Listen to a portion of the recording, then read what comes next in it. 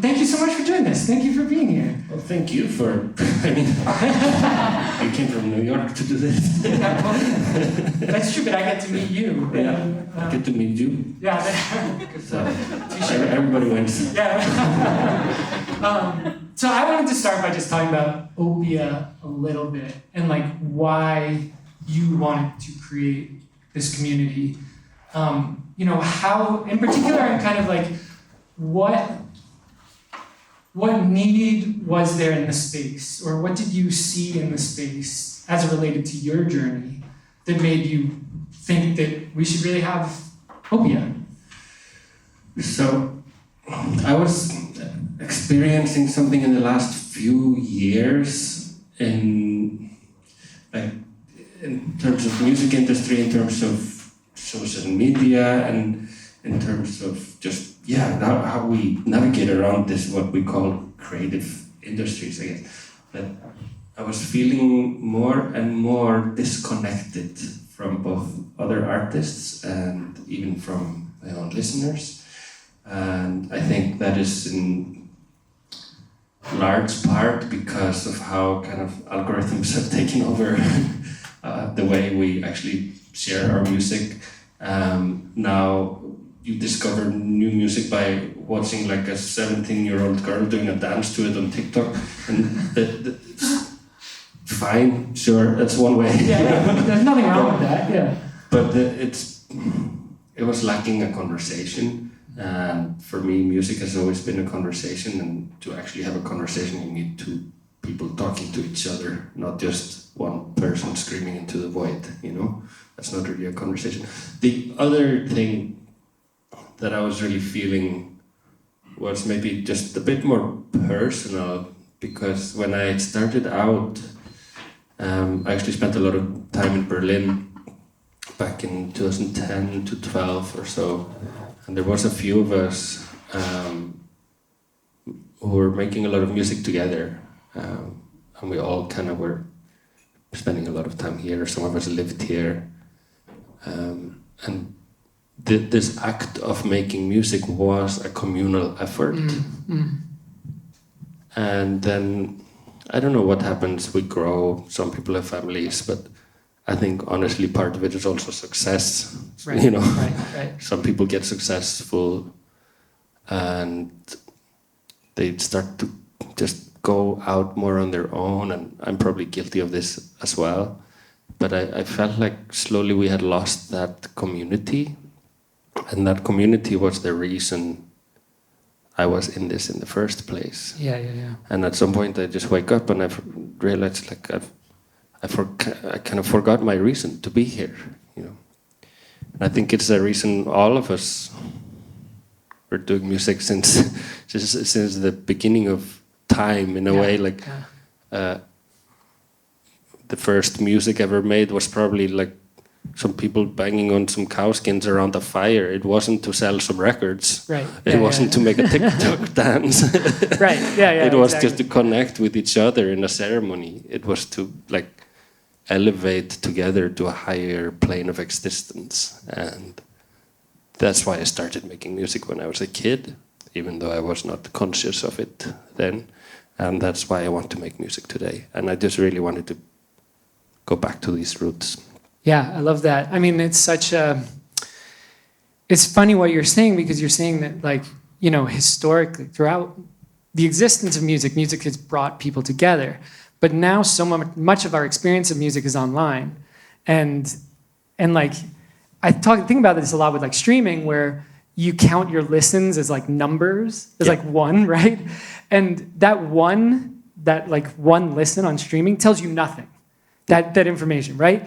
That one listen might like change someone's life. Yeah. Right? They might actually be hearing that while, I don't know, they're walking down the street thinking about what their life is, and it dramatically upsets or changes how they go about their day, right? And all you see as the artist is a one. Exactly.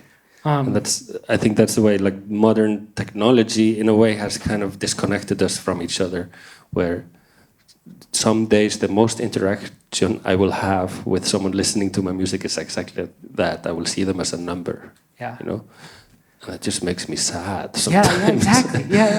Yeah. And I guess it's on us, the artists, and specifically in this case you, but on us to kind of break through that a little bit. And some of the other thing you were saying reminded me of the concept of a genius. Have you heard this concept before? No. So it's the word genius and scene combined. And someone has positive, I can't remember who. Does anyone know who the author is who wrote about Scenius? No, okay, I'll have to follow it up. But the like Seattle in the early 90s and Montreal. And the theory is that there have been these moments in time where a scene is a genius. Okay, yeah. You know what I mean? Yeah. It's just like the collective community comes together and becomes, everyone within it becomes a genius by virtue of being part of that community. It sounds like almost that's what you're talking about can be. When I value that kind of genius a lot more than individual genius, yes. Yeah. Like, I think we can do a lot more together. than what we can do individually, yeah. So when we were preparing for this talk, I wrote some prep questions, and one of them was like, okay, well, so why is community important to you? Does it do you help each other? Like you need a producer and, you need a bit of artwork and so or whatever. And you replied in the comment like, I don't know if that's what community is really about. It's about connection. Yeah. For you. Could you expand on that a little bit? Because that was surprising and interesting to me. Yeah, it's funny because like a lot of what we do as OPIA, for example, is to facilitate people actually like collaborating or, it's to facilitate action. But I think action is just like the way that connection materializes. So it's actually not about the action of a community. Mm-hmm. It's about the meaning of the action. I think it's about the meaning of community. It's about the feeling of community. That's why it's important to me to do all this. I love seeing things happen. Like, for example, this. Like, you beautiful people are here, and that's super awesome. But for me, what I personally, and I think your question that you are talking about was like, what does it mean to you personally? And personally, it doesn't mean that much to make these like things happen. Or I don't know how best to say it. Yeah. But it's what matters to me is that a connection was made, basically, and that's why we do this. Yeah, what I'm interpreting that to me, or what like that raises for me is like the output that can come out of community is valuable, but maybe we overvalue that, right? And maybe we don't value enough just the simple act of doing it together, right? Like no matter what that output is, just the... Yeah, it's about maybe it's the same. We can like just to move the conversation to like another subject to help me kind of phrase it. I think you can apply the same thing to my music, and I think it's easier for me to talk about it when I just talk about music. I don't make music because of the end product of it. I don't make music because of the album that comes out of it. I make music because of the process that was creating that album. And all of it is about the process. The process is what makes you happy. The process is what brings you to that state, like flow state or some, whatever people call it. It depends a lot on your religion and beliefs. But for me, it's flow state. And that is why I do it, because we are never happier than when we're in that state of flow. And that state of flow is when we're just so connected with what we're doing that we forget anything else. We're so deeply connected with what we're doing that it brings our existence up to this next level. And that's why we do it. At the end of it, I have a nice little plastic disc with like 16-bit data on it. That's not the meaning of it. Right, yeah, and in fact, if you overvalue that, then you can miss the forest for the trees. Yeah. However, and it needs to be said, for the people on the other end of it, for the listener, that's the start of the process, that disc. taking that disc home and going to listen to it. That's the start of their journey, but that's actually the end of my journey, you know. So what are some ways that you, what are some of the ways that you find that flow state? What are, you know, I'm sure especially as you've kind of gotten more successful and there've become more distractions and you're touring nonstop all around the world constantly. How do you maintain your connection to that kind of act of creativity that's so meaningful to you? It gets harder and harder to find. The more things you have in your life that need your nurture, the harder it is to find the time to nurture this, right? The older you get, I'm not that old, but I'm still old enough to have elderly parents, for example, or, you know, a house to take care of, or just like the older you get, the more complex life gets, and then it gets a bit harder for me to find the time that I need to enter this process, because it doesn't happen in like, oh, I got 2 hours now, I can do it. Like it doesn't take that. It takes, oh, I got 2 weeks now. Like I can go into the studio and I can like not leave for 2 weeks, and then you find it. Then you find that like exceptional place that, you know, that is so special. I can make music in 2 hours. I can give you that disc, you know, but I probably won't find that process that I'm looking for. So yeah, to answer how do we find it? I don't know. You gotta be harsh, man. Sometimes you just gotta tell everyone, like, guys, just give me 2 weeks now. I can't, you know. And the older you get, the more responsibilities you have, and it's a balance to find it, I think. And with touring and all that too, you know. Are there ways that you're? So I mean, I totally understand that, right? You just got to be a tyrant, and everyone get out of my way for 2 weeks. I'm like, you know, I will be mean to you during this time, or whatever. But are there ways that you're able to access it on a daily basis at all? Do you do creative practices and bit by bit, you know, or whatever? I think the way to find these little bits of it daily is through ritual, basically. You can try and create these rituals. For example, like, I'm not a morning person, but I'm going to speak like I am. Like waking up, going to the same cafe every day, having that same cup of coffee, and then walking into the studio and start creating. If you do that often enough, you will just trick your brain, you know. It will just... one day you will walk into the studio and brain says before you say it, like, oh, it's time to be creative now. And it just starts being creative. We can really create these habits, basically, of creativity. And I try to do that so that at least I make some progress on a daily basis. But like I said, for me to make the album that I'm really proud of, or whatever, that, you know, I feel like is better than anything I did before, I need that, you know, several weeks of time. By the way, Christmas is a great time. Christmas is just coming up. Good time to separate yourselves. And my whole team goes on holiday. There you go. Yeah. No one calls me except my mom, and that's great. I love it when she calls. And there's no one in the office, you know. Everyone is just having their Christmas parties and doing their social things, you know, and no one bothers you. There you go. Just it's actually the best time to write. So what are you guys doing here?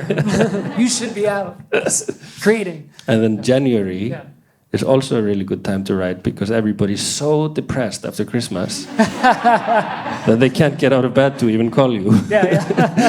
So not so that everybody leaves you alone, but There's something about the darkness as well of winter that I feel like is an artist's best friend, right? we love the darkness. There's a theory that like the reason for why like Iceland became so significant musically is because of January. Because there is January until July. Yeah, right. No one's gonna leave the house. We're just gonna stay. Yeah, that's great. Yeah. How do you challenge yourself? So let's say, in those 2 weeks, and you've been doing this for a long time now, what are some ways that, because I'm sure you feel the need to challenge yourself, right? To keep it interesting, to keep it exciting. Yeah. How do you push yourself and challenge yourself with the music you make? I realized quite a long time ago now that I did not want to do the same thing again somehow. I think I did a couple of albums in my early years that were kind of samey, and I kind of just saw that and I was like, I'm never doing that again. Because I got good at it, it became easy. And I don't know, is anyone familiar with Csikszentmihalyi's, sorry, pronunciation is terrible, but Csikszentmihalyi's theory of flow state. Is anyone familiar with it? Yes. Like in the center of it, there's just this really simple graph. And on one axis, the Y is your skill. And on the X-axis is the difficulty of the task you're doing. And basically the theory is hundreds of pages, but this is kind of what is, you could boil it down to this.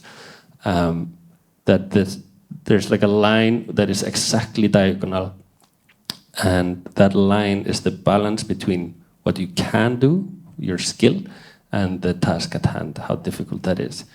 And if you're really good at what you do and the task is quite easy, then you get bored. If you are a beginner at what you do and the task is quite hard, you also kind of give up because it doesn't engage with you because you can't understand it or it's too difficult. So I'm always trying to stay on that line.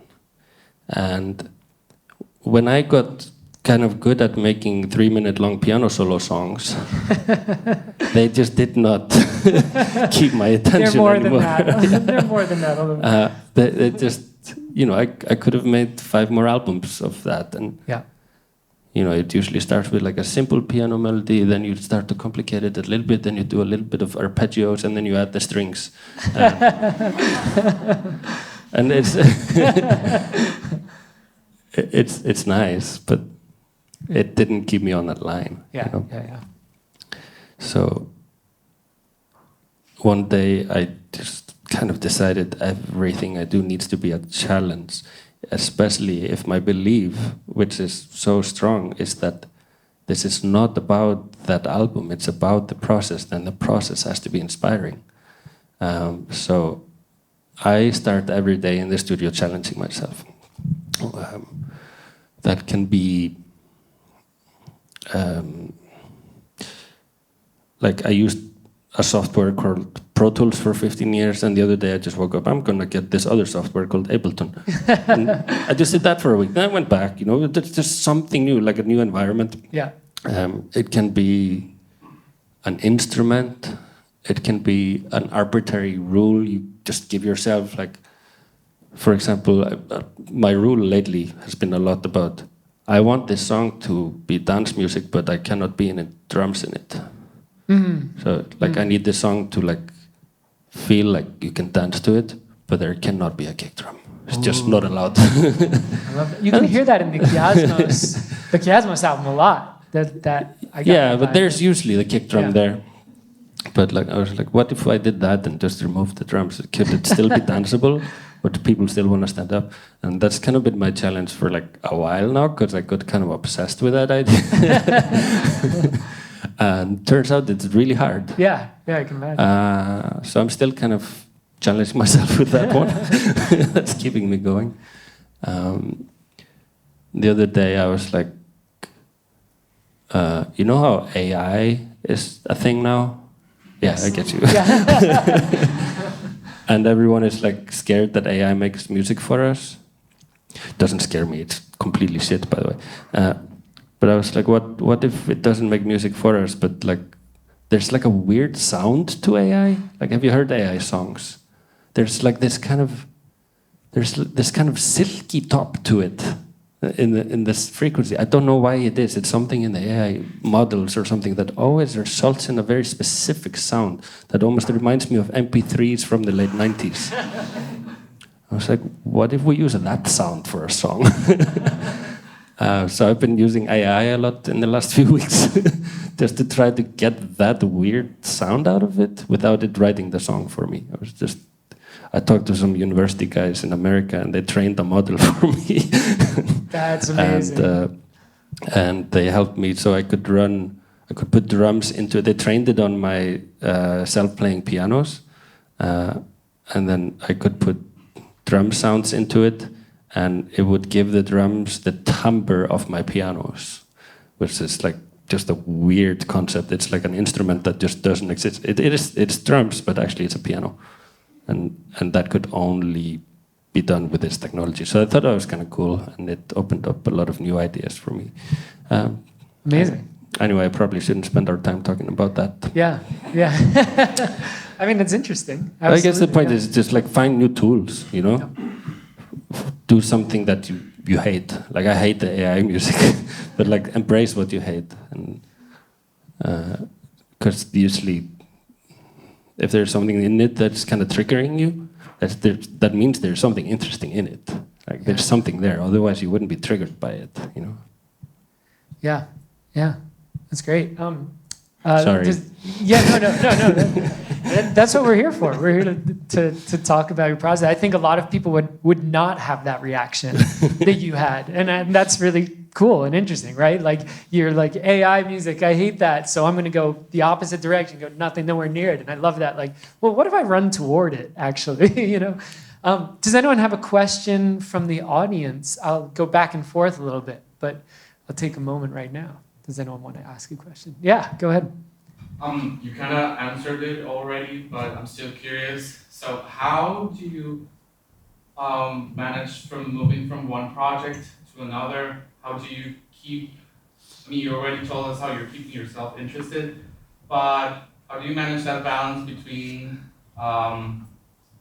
what is kind of expected from you from the music industry side, which you probably say like, I'm just doing whatever I want, but beyond the daily side of the craft of composing, how do you balance the idea of the inspiration, and how do you say like, oh, this is crap, this is just garbage, I'm just throwing this away, and saying like, no, this is it, and this is what I'm going to present myself as next. Mm-hmm. Yeah.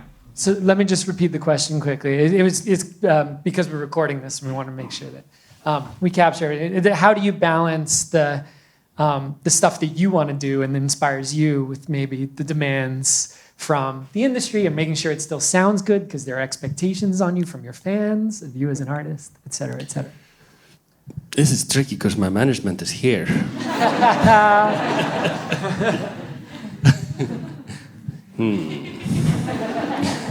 How do I say this without pissing them off?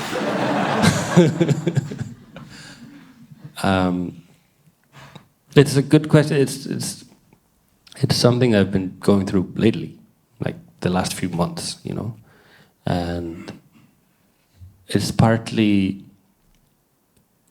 not only because of like the expectation of an industry, which I don't feel so much. Like there's of course like there's the album cycle, and I have a contract, and I do need to give another album at some point. I can't just be running around the world training AIs or something, you know, forever. Like I actually have to make music at some point, and there's some pressures like that. But I think the pressures, I'll just be honest here, but I think the pressures I've felt more lately is like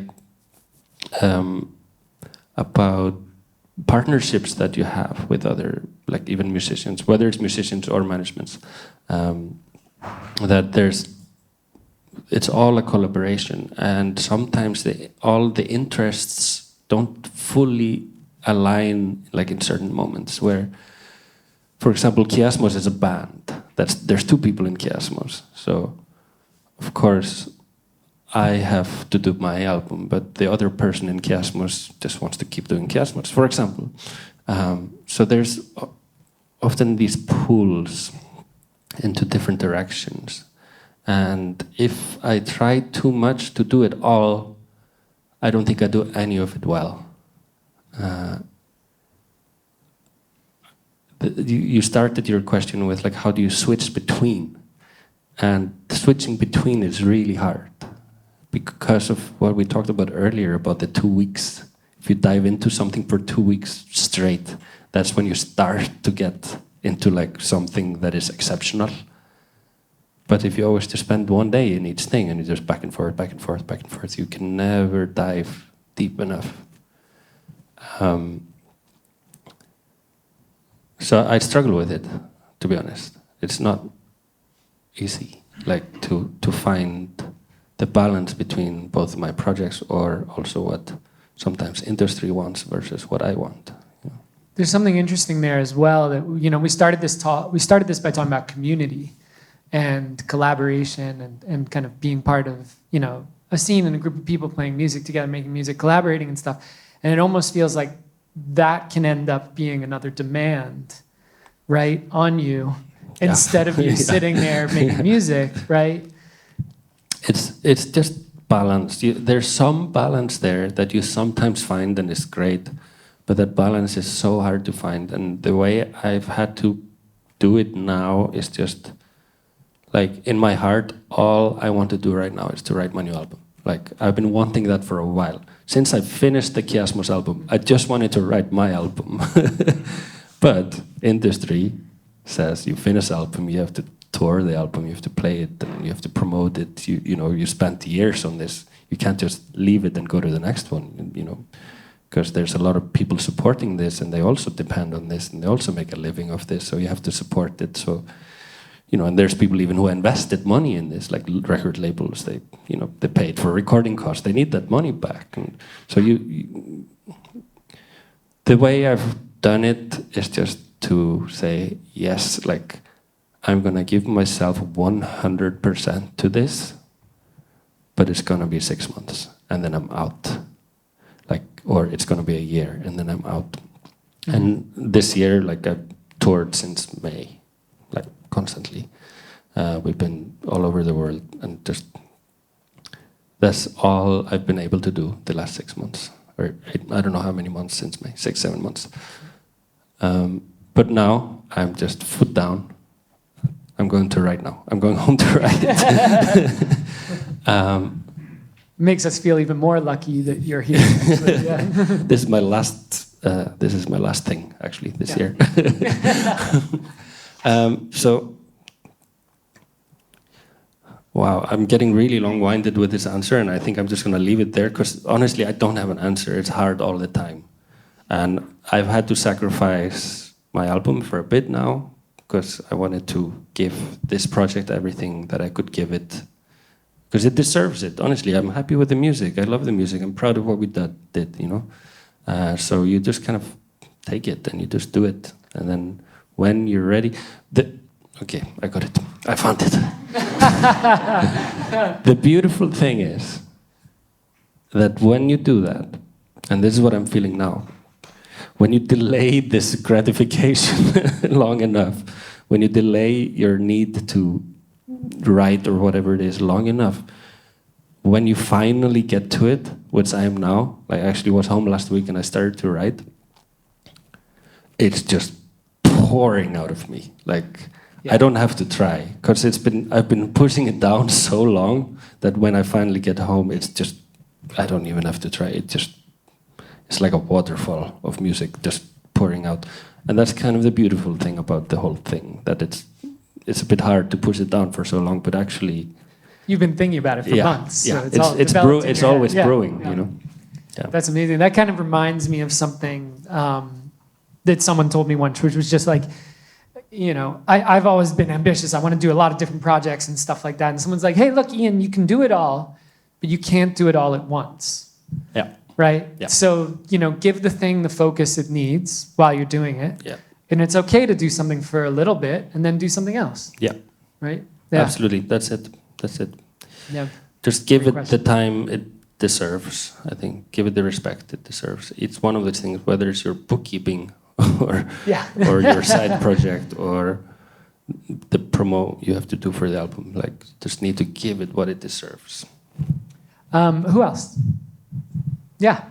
Do you have any advice for artists that have to deal with both the time frame that you have to work in to create the new album and the validation that you need to find within yourself and the opinions from all around you? Like, how do you balance it out for yourself? How do you decide if something is good for you and you're also able to keep the opinion from people you work with on a certain level and deal with the fact that you have to deliver your all within a 6-month period? Yeah. So, yeah. The question is, how do you balance the I guess the validation that you want from your fans and your audience and the world with the the validation you need from yourself, right? And then, Yeah, but also what you want to achieve. It's a lot of pressure. Right. Like, you have to kind of find, like, the whole reason why you make music is because you love it, because it comes from something that you love from your Yeah. inside, and suddenly it becomes an outside thing that yeah. a conversation between the outside and the 6 months your label's going to give you, and it has to be done. Yeah. So you cannot do this for someone else. Like, that's just no. You cannot, like, I think we have to be able to separate the kind of need from others from our need. Their need can exist, it can be there and it can be valid, but that cannot be why you do it. And yeah, it's, I don't know, we just have to really stick with the reason. Like, I really believe in the why. Like, why do you do music? And if you ever have this question, if you're ever doubting why you're in this situation, you have to ask yourself that question. Why am I doing music? Why am I doing this particular album? Or why am I doing this particular song? And if you can't find the answer, I think you have to take a step back and come to it when you have that answer. Because I don't think you can do your best work if you don't know the answer to that. And this is very normal. That happens to me all the time too. I lose that reason all the time. It's one of the reasons I started this whole thing, because I lost the reason at some point. Something I do when I lose that reason sometimes is and this is just because I'm kind of an analytical person, I write a mission statement. Like, I write down why I'm doing this. For every one of my albums since like 2014 or 15, I have these still. I have like an A4 page with my mission statement. And it reads like a corporate document. It's like, and it has the why. And it's written down there. And if I ever forget it, I can always come back to that document and remind myself of why I'm doing this. Because the album process takes a long time. For me, it's usually around 9 months. Funnily enough, at the same time, women carry a baby. But every one of my albums has taken about 9 months to do. And on month 7, it's no surprise that you lose the reason. On month 7, maybe you're getting pressures. Like, they're like, hey, where is it? Where's the album? Or You're deep in the details. you're doubting it, and you ask a friend opinion, and they don't give you the answer that you wanted to hear. They're like, yeah, I like that song. You were like, I hate that song. I like that song. One of my best friends and most trusted confidants told me to take the song Saman off my album. He said, that doesn't belong in there. Like, you shouldn't release that song. It's the most streamed song I've ever done. My good friend told me a very similar story the other day of his last album. He had to fight his management and his label so hard to keep one song on his album that became like a worldwide hit single. But everyone wanted to take that song off. And he believed in what he was doing. He knew why he was why that song needed to be on there. He know what was special about it, and we are the only ones who can know that. So yeah, I go why first, and like back to that statement, and then how I'm gonna do it, and then yeah, I don't know. It's not that formalized, like my structure of it, and this also usually becomes a very useful document for me to have when I have to start explaining it to other people. When I finish the album, I usually kind of rewrite it in a less personal way and to send it to the label. Here's the record, and here's why I did it. And in every communication, that when you talk about this album, I need you to understand why I did it, so we can all be on the same page. That's great. I mean, I think people often underestimate the power of writing as a part of the process, because it forces you to make explicit what's in your head, right? So that can be really useful. I definitely exactly. That helps me at least. Yeah. Maybe there's other methods for other people, but that one really helps me. Yeah. I want to bring us back quickly to kind of community and collaboration a little bit, because, well, I'm curious. You know, you said when you lived in Berlin here and you were making music with people and friends and collaborating and stuff, and that kind of helped remind you of your why as well. So I'm curious, you know, a lot of us, I think, resonate with this idea you were talking about, that sometimes we just want to shut ourselves away and make music, right? And just, don't bother me, I just want to make music. But there's a reason to push yourself out there, to be part of a community, to find community, to make community, because that will help you keep, well, you know, why, I guess. Why should we all do that? And then how? You know, how do you find collaborators, community members, and stuff like that? How important is that in your process, and how do you go about it? So collaboration has been hugely important to me for a very long time, because it gives you, like, it engages you and it teaches you something new. And I'm just fascinated by how it works also. I just love thinking about, like, I was working with this is something that's coming out very early next year, but I'm working with this pop artist, a very big, like, pop name in the pop world, and we decided to make some music together, like, not me just writing songs for her, but we decided to make music together. And she's not a producer, she's a singer and a songwriter, but by her sitting next to me, I started making music that I would never make otherwise. Even though we hadn't decided that this should be that kind of music. It was just the energy in the room and the fact that someone is there with you. You start doing stuff differently. You start breaking out of your habits, and you get, like, these sparks of new ideas that you wouldn't otherwise have. And I love just looking at it and thinking about it. And this is why I always, especially between albums, I'm always trying to do a lot of collaborations, because every single one of these people teach me something new. What was your question?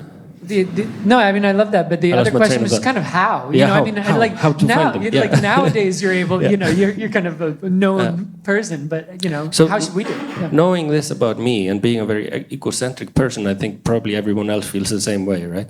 They probably also really like collaborations. I think everyone gets something from collaborating with others. Everyone can learn something. Everyone can kind of lift their art to a different place or an unexpected place. And it can be hard to find the right people.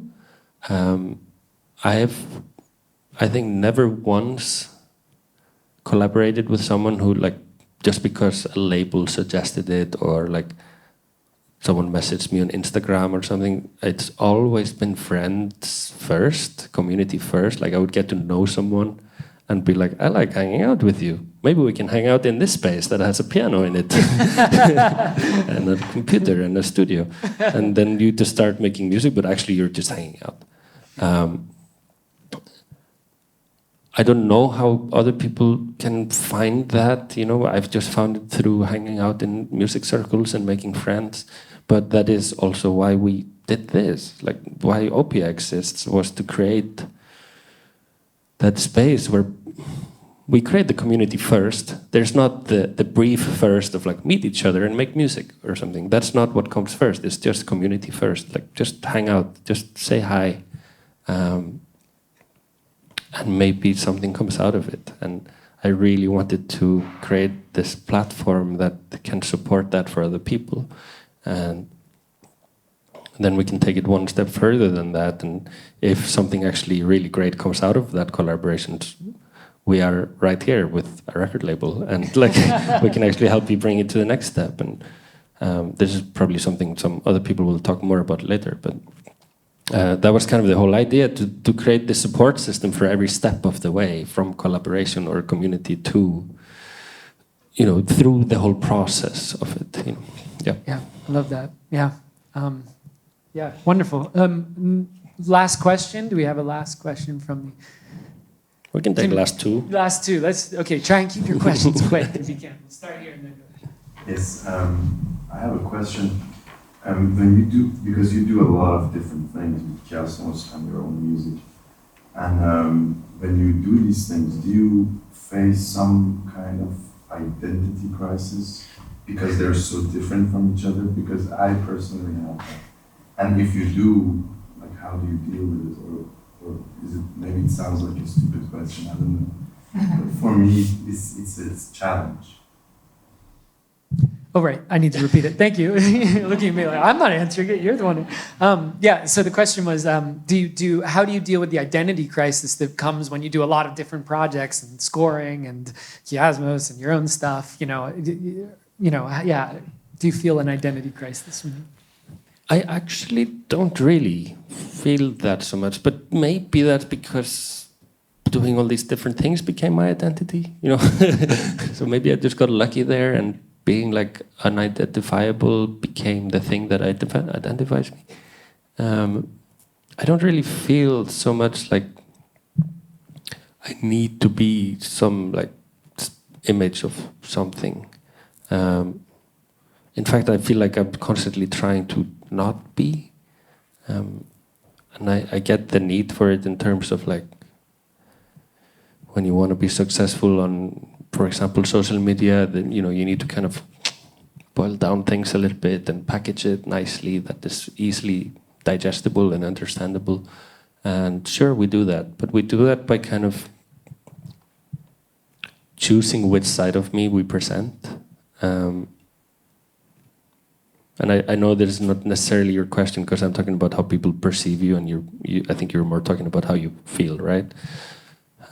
But it's hard for me to answer that, I guess, because I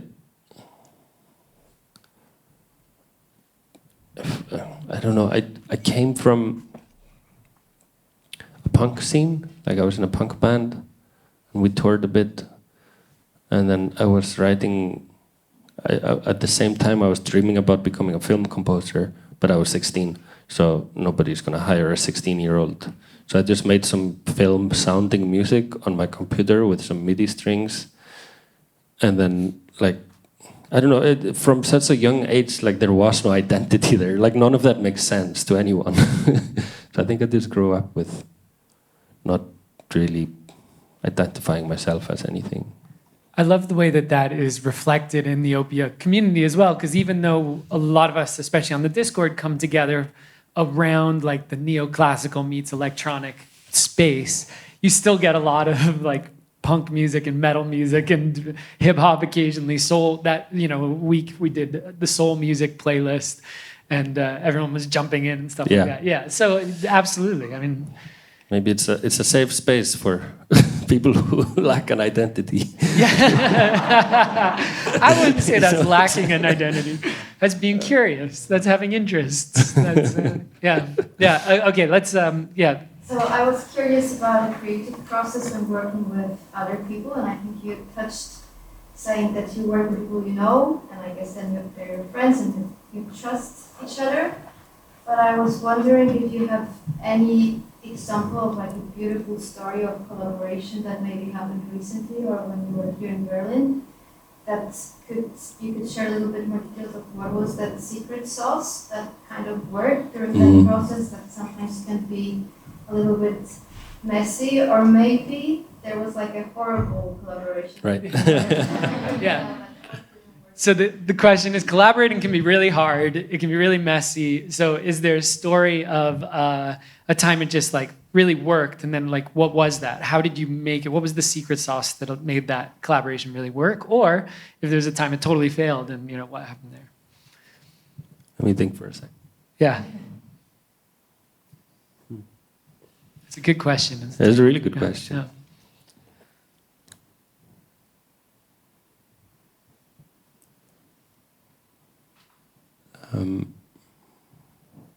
It's just here. Like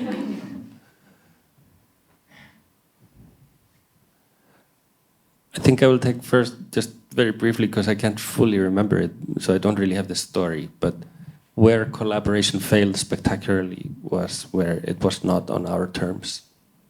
There was someone else who came maybe from a commercial perspective or some other perspective, and said, you and you go into a studio, make some music. And you just sit there and you're like, you try, you do something, but it's just not inspired, and no one knows why they're there. So I would be very wary of other people kind of putting you in a room with someone, you know. I think it happens a lot with younger, like when people are starting out, that other people kind of just want to shape you and, you know, mold you into something, and not to go into that whole thing, but I think it happens more to girls than it's happening to guys, like that other people want to mold them into something.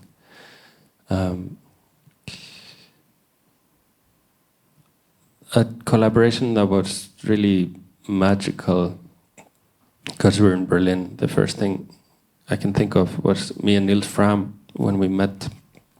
I think we met like 2011. He was opening up for me on a tour. He had just released his first album, and I had released like 2 albums already.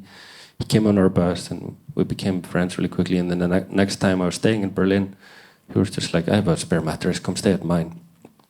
And we made one song at that time, and then we were gonna release it. And the next time I came over to Berlin, the label really wanted to release that first song, and they were like, can we get you back in the studio and you play the song, and we bring a filmmaker in just to film you playing the song? And we're like, sure. So I was staying with him again, and a filmmaker comes with his camera around 6 p.m. and we're like, I don't really feel like playing that song. Let's just improvise something. We improvised until 4 in the morning, and we filmed the whole thing, and there was a full album. At the end of it, it's called Trans Friends. And yeah, it was a full album we made in one night, where we didn't even intend to make an album, because we came there to make a promotional video for a single. But because that single was also kind of improvised, we were like, we can't repeat that, we can't film that. Yeah, it's really cool, and it's all on film, you know. I love that you just trusted your gut too. You know, I mean, that takes a certain confidence, especially early on in your career too. You're like, I don't want to do that. Let's just do this. You know. There's also like throughout the night, there was many moments of like, when should we stop? Like these guys, there was a guy and his assistant who was also holding a camera, and at like 2 a.m. they're like falling asleep. They're like too afraid to say something because they know there's like magic happening. Like, should we go home? Like, are they just gonna keep playing? And then we stopped, and Niels made some pizza, and then we just kept going. And the film is on YouTube. I think it's called Trans Friends. And if you actually watch past the credits, there's like one little deleted scene at the very, very end of it, and that's like 5, 6 a.m., where like the music at that point was nonsense. Like we had overstayed our welcome, and I think someone started rolling joints also around like 3 a.m. or something, probably. And there's like this 2-second clip of I'm like sitting like this on the piano, and I'm just repeating one note, dang, dang, ding, and Niels is like spinning a tape and trying to make noise with that, or like I'm kicking something to make a drum or something. It was really magic until suddenly it wasn't. And that's how we knew that we should stop and let the guys go home. Yeah, messy process. Yeah. That's amazing. Okay, it's definitely, we need to take a short break and then come back with the next panel. So thank you for the wonderful questions. This side of the room really showed up for questions. This side of the room, I'm expecting you guys to step up a little bit on the next talk. So let's take 10 minutes. There's, coffee, tea, water in the back. You can just stand up and chat, meet someone. There is a little cafe, I think, somewhere nearby if you need. It's right there. Like if you go down and if you ever need a break, there's a little restaurant like there to the right. Perfect. And then we'll be back in 10 minutes with Torsten and Max talking about visual identity. And these are some people who have worked with Ólafur for a long time. Yeah, I would just say real quick, everyone who's talking here today is a part of my team. And I think it's really important. We don't want to make this about me. This is about you. It's about those people and their individual contributions to art and touring and whatever it is. We just didn't have any budget, so we just like... I wasn't going to say that. Those are we could ask for some favors there. But they're all like... Yeah, I really don't want today to be about just like how we do things in our team, because all of those people, even though they work with me, they also do a lot of other things, and they do such amazing things, each individual here today. So I hope you get inspired by them, because I'm inspired by them every day. Yeah, thanks. Yeah, no, that's great. I've been excited getting to know them and getting to learn more about their work. So I hope you guys will enjoy it too. Thanks so much. We'll be back in 10 minutes.